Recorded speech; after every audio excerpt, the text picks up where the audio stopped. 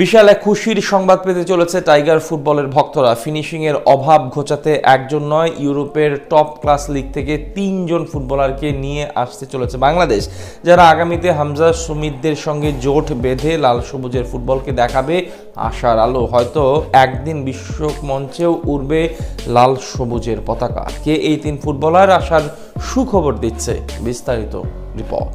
হামজা সুমিতদের আগমনে বাংলাদেশ দক্ষিণ এশিয়ার সেরা দল। তাহলে একবার ভাবুন তো, এই দলে যদি আরো 3 প্রবাসী ফুটবলার যুক্ত হন যারা ইউরোপের টপ লিগে খেলছে, তাহলে বাংলাদেশ দল কোথায় গিয়ে দাঁড়াবে? জাস্ট একবার শুধু কল্পনা করুন। না, এটা কল্পনা নয়, বরং বাস্তবতায় রূপ নেবার পথে বাংলাদেশ দলে যুক্ত হচ্ছেন আরো 3 প্রবাসী ফুটবল।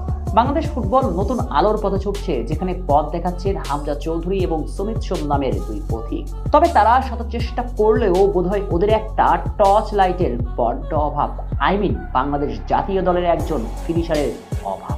এশিয়ান কাপে খেলার শেষ 2 ম্যাচে 4 গোল করেছে বাংলাদেশ, কিন্তু একটু খেয়াল করলেই দেখবেন সেখানে ফরওয়ার্ডদের পা থেকে এসেছে মোটেই 1। তাও যেটা করেছেন রাকিব হোসেন, কিন্তু রাকিব প্রথাগত সেন্ট্রাল ফরওয়ার্ড নন, যার মানে দাঁড়ায় বাংলাদেশের কোনো সেন্ট্রাল ফরওয়ার্ড সে অর্থে নেই বললেই চলে, যা একটা বড় আক্ষেপ এবং দুঃখ।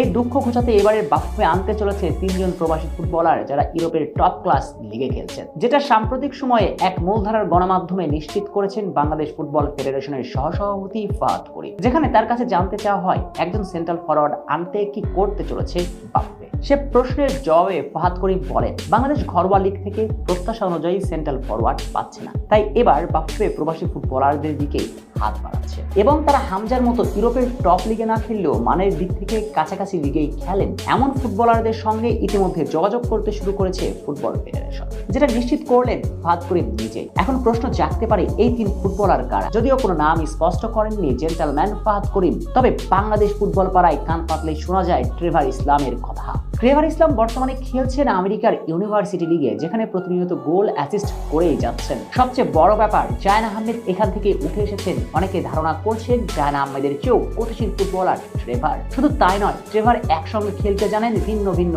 পজিশন। প্রথাগত সেন্ট্রাল ফরওয়ার্ড হলেও প্রতিপক্ষকে তুর্কি নাচন নাচিয়ে ছাড়েন Trevor. Left wing, right wing উভয় দিয়ে খেলতে সমানভাবে পারদর্শী তিনি।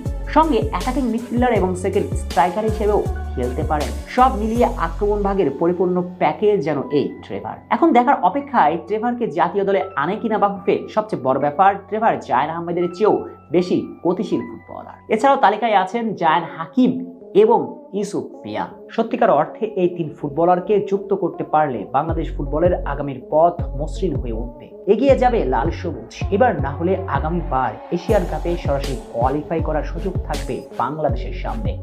শ্রাবণ অনেক সিটি নিউজ।